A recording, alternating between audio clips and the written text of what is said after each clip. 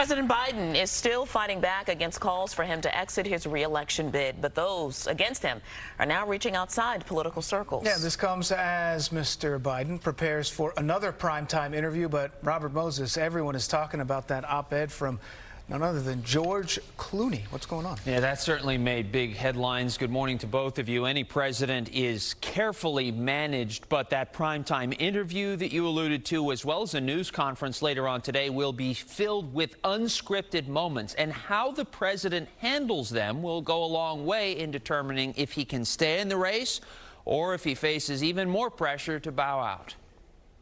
In a New York Times essay titled, "I Love Joe Biden, but We Need a New Nominee," published online yesterday and in print today, George Clooney, who co-hosted a $28 million fundraiser for President Biden last month, called on him to drop out. "We are not going to win in November with this president," Clooney wrote.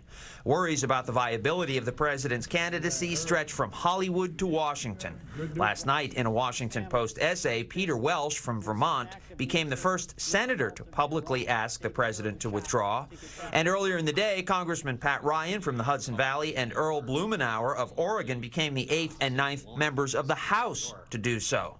All eyes will be on the president today when he holds a rare solo news conference at the White House. While that will largely be off the cuff, last night he read from scripted remarks as he hosted a reception for leaders of NATO nations. To NATO and to our neighborhood of nations, may we continue to grow stronger and closer in all the years ahead.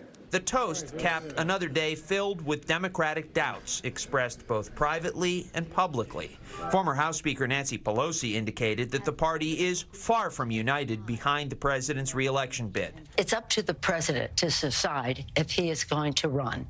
We're all encouraging him to make that decision because time is running short. Pelosi's comments were extraordinary, considering that the president has said he has already made the decision to run again. It's a decision that troubles Connecticut Senator Richard Blumenthal. I am deeply concerned about Joe Biden winning this November.